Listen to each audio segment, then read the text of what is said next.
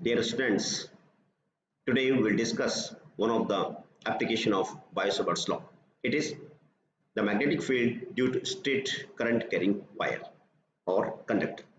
Here XY is one of the conductor and this straight conductor carrying current I. इसमें current I flow हो रही है and you want to find out the magnetic field due to this straight current carrying wire at point P. हमें यहाँ पे BIOT SAVART Law use करना है और BIOT SAVART Law हम अच्छी तरह जानते हैं कि जो मैग्नेटिक फील्ड हमें कैलकुलेट करना पड़ता है किसी करंट कैरिंग एलिमेंट की वजह से, उस मैग्नेटिक फील्ड के लिए सिचुएशन हमारी इस तरह से होती है कि हमारे पास कोई करंट कैरिंग वायर है, कंडक्टर है, इसमें we have to consider one of the small segment. ये डीएल हमने कंसीडर कर लिया है. अब आपको इस डीएल की वजह से किसी पॉइंट पी पे मैग्नेटिक फील्ड कैलकुलेट करना है तो डीएल को हम पॉइंट पी से कनेक्ट करते हैं. इस डिस्टेंस को हम लेट इट बी आर हमने यहाँ पे लिख दिया है और ये एंगल होता है डीएल और आर के बीच का एंगल थीटा होता है. तो इस सिचुएशन में जो BIOT SAVART लॉ बनता है वो होता है mu naught dB is equal to the BIOT SAVART law is dB is equal to mu naught upon 4 pi I dl sine theta upon r square. अब ये रूल हमें यहाँ पे यूज करना है BIOT SAVART law. BIOT SAVART law के according dB is equal to mu naught upon 4 pi I dl sine theta over a square. आपने ये देखना है कि जो ये डिस्टेंस a है वो डिस्टेंस एलिमेंट dl और ऑब्जर्वेशन पॉइंट p के बीच की डिस्टेंस है. यहाँ पे वो डिस्टेंस हमने r लिखी हुई है. इस सिचुएशन में हमने r लिखी हुई है, यहाँ r स्क्वायर आई है और ये डिस्टेंस यहाँ पर कितनी है, यहाँ पर a है. o से लेकर के p तक की डिस्टेंस a है, therefore a square is used here. अब यहाँ पे इस प्रॉब्लम को डिस्कस करने के लिए हमें जो डिफरेंट वेरिएबल है, पैरामीटर्स हैं, वो पैरामीटर्स हमारे पास हैं. एक तो है dl जो वेरिएबल है, एक हमारे पास थीटा और एक है हमारे पास a. ये थ्री वेरिएबल्स हमारे पास है dl, थीटा एंड a. अब हम इन थ्री वेरिएबल्स को कन्वर्ट कर देंगे in a single variable. Let it be equation number 1. In triangle PCO अगर हम देखते हैं बड़े केयरफुली, आप देख रहे हैं theta plus 5 is equal to 90 degree. Theta plus 5 is equal to 90 क्योंकि एंगल यहाँ पे 90 है. Theta plus 5 automatically become equal to 90. Therefore, theta become here 90 minus 5, and this way we required here sin theta. The sin theta become sin of 90 minus 5. अब हम इसको solve करेंगे. It comes out to be sin theta is equal to cos 5. ये आपने equation number 2 को use कर लिया है. ये हमने sin theta को कन्वर्ट कर दिया cos 5 में. सिमिलरली अगर हम बहुत केयरफुली इस प्रॉब्लम को आगे प्रोसीड करते हैं, हम ये देखेंगे कि ट्रायंगल PCO में अगेन हम ये चेक करते हैं कि जो cos phi है, cos phi is equal to base upon hypotenuse r upon a. Therefore यहाँ से हम सॉल्व कर सकते हैं. a कितना हो जाएगा, a become equal to here r upon cos phi and this r upon cos phi हम इसको लिख सकते हैं r secant phi is the equation number 3 is here. In same triangle PCO, tangent phi is equal to L by R. या बड़ी अच्छी तरह देख रहे हैं. Therefore, this L become here L is equal to R tangent phi.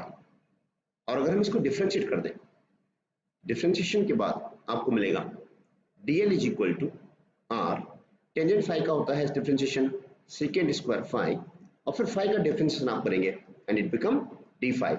It is equation number 4 is here. In this way you got here three equations 2, 3 and 4. Now using equations 2, 3 and 4, equation 1 become equation 1 आपके पास BIOT SAVART law है. तो मैं दोबारा यहाँ पे इसको लिख रहा हूँ dB is equal to mu naught upon 4 pi I dl sin theta by a square है. अब हमें डिफरेंट पैरामीटर्स जो आपने फाइंड आउट किए हैं उनका वैल्यू यहाँ पुट कर देंगे. हमारा रिजल्ट कितना बन जाएगा वो हम चेक कर लेते हैं. Mu naught upon 4 pi I dl हमने सॉल्व कर लिया है. It comes out to be r secant square phi into d phi. ये आपने dl का वैल्यू पुट कर दिया है. इसके बाद sin थीटा कितना आपके पास, it is here cos phi over a square is concern. a कितना आपके पास r secant phi है, ये हो जाएगा r square secant square phi. अब इसको केयरफुली सॉल्व करेंगे. secant square phi is here as well as यहाँ भी है. r स्क्वायर से एक कार्य कैंसिल आउट हो जाएगा यहाँ से. आपके पास जो रिजल्ट बनेगा वो रिजल्ट आपके सामने आ जाएगा. It is here mu naught by 4 pi I by R and cos phi d phi। ये आपके पास एक रिजल्ट आ गया है after just putting the values of equations 2, 3 and 4 in equation 1. Now the net magnetic field, and we can have this net magnetic field by integration the above relation, integration of dB is equal to integration of mu naught upon 4 pi I by r, and it is here cos pi d phi. One point is to be kept in mind, यहाँ पे जो variable अब हमारे पास है वो d phi है। हम इस फाई की लिमिट को चेक कर लेंगे एक बार कि फाई की लिमिट कहां से कहां तक है। तो आप बहुत केयरफुली देख रहे हैं, जो फाई एंगल, ये एंगल आपके सामने है, इस एंगल की जो लोअर लिमिट है वो ये है, at this one is phi 1, और अपर लिमिट है, इसकी अपर लिमिट यहां से लेके यहां तक है, जो वायर हमें गिवन है। तेरी लिमिट कितनी हो जाएगी, फाई 2। तो इन दिस वे जो लिमिट हम यूज करेंगे it will be from minus phi 1 to phi 2। ये बात आपने ध्यान में रखनी है, it is to be minus phi 1। क्यों? क्योंकि डाउनवर्ड है, इसका जो सेंस आपने लिया है वो एंटी क्लॉकवाइज है। अब फाई 2 का सेंस क्या है, क्लॉकवाइज है। अब यहाँ पे आप इसको सॉल्व कर दीजिए तो आपका आंसर बन जाएगा इसी में, it become here mu naught upon 4 pi I by r is outside, and it become integration of cos phi d phi, and limit is from minus phi 1 to phi 2, and now mu naught upon 4 pi I by r as such outside, and this integration you know very well, it is here sin phi, and is from minus phi 1 to phi 2. This dB become b, it is b here is equal to mu naught upon 4 pi I by r, and it become sin phi 2 minus sin of minus phi 1. इसको आप बड़े carefully check करेंगे तो आपका answer आ जाएगा mu naught upon 4 pi I by r, and it is here sin phi 2 plus sin phi 1. It is the magnetic field due to finite wire at a point distance r from it. तो जो result आपने निकाला है it is for finite wire. यहाँ पे wire हमारे पास एक finite wire है। अगर हम यहाँ पे इनफाइनाइट वायर यूज करते हैं तो आप ऑब्जर्व करेंगे कि फाई 1 फाई 2 एंगल हमने भी फाइंड आउट किए थे। Phi 1 is this one and phi 2 is this one, it is phi 1 and phi 2 is this one. आपने ये देखा था कि फाई 1 फाई 2 आपको से फिक्स है, लेकिन अगर ये वायर इन्फिनिटी हो जाता है इट मीन्स यहाँ से इसका साइज इस डायरेक्शन में बढ़ना शुरू हो जाएगा। आप ये ऑब्जर्व करेंगे और यहाँ से साइज इस डायरेक्शन में बढ़ना शुरू हो जाएगा। हम देखेंगे कि जो एंगल फाई 1 है ये एंगल यहाँ से इंक्रीज हो जाएगा, ये आप देख रहे हैं यहाँ से एंगल यहाँ से इंक्रीज हो जाएगा। अगर हम और डाउनवर्ड जाते हैं अगेन ये एंगल और ज्यादा बढ़ जाएगा इन दिस वे, ये फाई 1 यहाँ से बढ़ना शुरू हो जाएगा और इस तरह से बढ़ते बढ़ते आप देखेंगे कि अगर ये इन्फिनिटी पे जाता है, इस तरह से अगर इन्फिनिटी पे जाता है तो अगर ये इन्फिनिटी की तरफ जाएगा तो फाई 1 इंक्रीजेस और ये इंक्रीज होकर के it will automatically become equal to 90। उस टाइम पे ये जो लाइन होगी ये लाइन बिल्कुल स्ट्रेट लाइन हो जाएगी और उस टाइम पे यहाँ पे ये एंगल 90 हो जाएगा। सिमिलरली अगर आप यहाँ देखते हैं, अगर इस डायरेक्शन में हम इसको बढ़ाते हैं, जो आप यहाँ से अच्छी तरह समझ सकते हैं, अगर हम यहाँ इसको बढ़ाते हैं इन्फिनिटी की तरफ तो उस कंडीशन में जो फाई 2 है आप देख रहे हैं फाई 2 ये इंक्रीज होना शुरू हो जाएगा। अगर हम वायर की लेंथ को और ज्यादा बढ़ाते हैं, आपने देखा कि फाई 2 इंक्रीज हो गया, if it goes to infinity, अगर इन्फिनिटी चला जाएगा तो उस टाइम पे जो लाइन आएगी वो रेफरेंस लाइन हमारी इस तरह से आ जाएगी, जो पॉइंट पी इन्फिनिटी को कनेक्ट करेगा वो लाइन इस तरह से आ जाएगी और उस कंडीशन में जो एंगल ये फाई 2 बनेगा ये भी कितना हो जाएगा, 90 हो जाएगा। इस तरह से आपने देख लिया है कि for infinite wire phi 1 and phi 2 both become equal to 90। In this way for infinite wire phi 1 equal to phi 2 and it become equal to 90 degree. You can find out the B due to infinite wire, it become mu naught upon 4 pi I by r, and it is here sin 90 plus sin 90. आपको ये add करना पड़ेगा। अब आप यहाँ पे value put कर दीजिए, it become here B is equal to mu naught upon 4 pi and it is here 2 I by r. Let you find out the magnetic field due to infinite wire one end.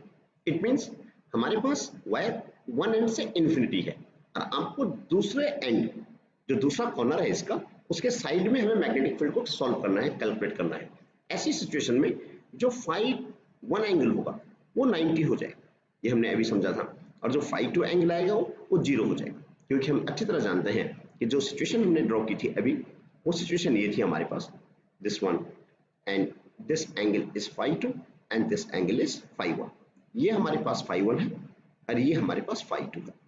इसका मतलब ये हुआ कि जो point P है, ये जो point है, ये पॉइंट यहाँ पर आ जाएगा, और ये पॉइंट अगर यहाँ पर आ गया है तो φ2 ऑटोमेटिकली 0 हो जाएगा, and this point goes to infinity. अगर ये इन्फिनिटी पे जाएगा तो φ1 ऑटोमेटिकली बिकम इक्वल टू 90 है। अब ये वैल्यूज हम स्टैंडर्ड फॉर्मूले में रख देते हैं, या फाइनाइट वाले रिजल्ट में अगर हम वैल्यू पुट करते हैं तो आपका आंसर कितना बन जाएगा? It automatically become here b is equal to mu naught upon 4 pi i by r into bracket में आ जाएगा sin phi2 is 0 and plus 1 is sin phi1, that is here sin 90. sin 90 we know very well, sin 90 is 1 और आपका answer आ जाएगा यहाँ से। इसको हम यहाँ अगर लिख लेते हैं, your answer become b is equal to mu naught upon 4 pi i by r. It is the magnetic field due to infinite wire 110. The next is the magnetic field due to the wire along itself. It means जो आपको magnetic field calculate करना है उस wire के along ही करना है जिस wire में हमने करंट को कंसीडर किया है। सीइंग इट हियर, अगर बाय द वे हमारे पास कोई वायर गिवन है और इस वायर में करंट आई फ्लो हो रही है, जो आप सामने देख रहे हैं, अभी एक्स वाई वायर मेरे पास है, करंट आई फ्लोइंग हियर, यहाँ पर मैंने स्मॉल सेगमेंट डीएल कंसीडर कर दिया है और आपको डीएल की वजह से along the wire magnetic field को फाइंड आउट करना है। Late it B this point P is here, ये पॉइंट पी है, यहाँ पर हमें मैग्नेटिक फील्ड को फाइंड आउट करना है। अब यहाँ से डीएल से और यहाँ तक की जो डिस्टेंस होगी, दिस डिस्टेंस इज आर, ये हम अज्यूम कर सकते हैं। और यहाँ पे अगर हम बायो सेवर्ट्स लॉ को यूज करते हैं तो हम अच्छी तरह जानते हैं dB is equal to mu naught upon 4 pi I dl sin theta by r square. बड़े केयरफुली आप देखेंगे here theta is the angle between dl and r, dl and r के बीच का एंगल थीटा होता है। In this way this theta will be automatically 0, क्योंकि आप अच्छी तरह देख रहे हैं dl वेक्टर भी इधर है और r वेक्टर भी उसी डायरेक्शन में है, थीटा 0 हो जाएगा। इन this way dB will be equal to 0. Let us discuss the rules of finding direction of magnetic field due to straight wire, and it is here right hand thumb rule. If thumb of right hand is along the direction of current in a straight wire, then grip of curvature of fingers of right hand gives the direction of magnetic field due to straight wire. आपके पास ये black colour का current carrying wire है, current is flowing upward, what to do, आपने simply right hand का जो आपका thumb है उसको करंट के डायरेक्शन में रिप्रेजेंट कर देना ऊपर की तरफ, लाइक दिस। अब जिस डायरेक्शन में ये फिंगर्स कर्ल हो रही है, मुड़ रही है, ये मैग्नेटिक फील्ड की डायरेक्शन को शो करता है। दिस वन, अगर आप कहीं से भी लेंगे, ये जो जहां ये फिंगर्स रोटेट हो रही है, जिस डायरेक्शन में रोटेट हो रही है, वो मैग्नेटिक फील्ड की डायरेक्शन हो जाएगी। और इसका जो अपोजिट रूल था वो सर्कुलर सिमेट्री का था। सर्कुलर सिमेट्री में जस्ट इसका अपोजिट रूल लगता है। वहां पे जो हमारे पास ये फिंगर्स है, ये फिंगर्स वहां पे करंट को शो करती है और ये थंब मैग्नेटिक फील्ड को शो करता है, जबकि यहाँ पे जो थंब है ये करंट को शो कर रहा है और जिस डायरेक्शन में फिंगर घूम रही है ये डायरेक्शन मैग्नेटिक फील्ड की डायरेक्शन हो जाएगी, जैसा कि आप स्क्रीन पे देख रहे हैं।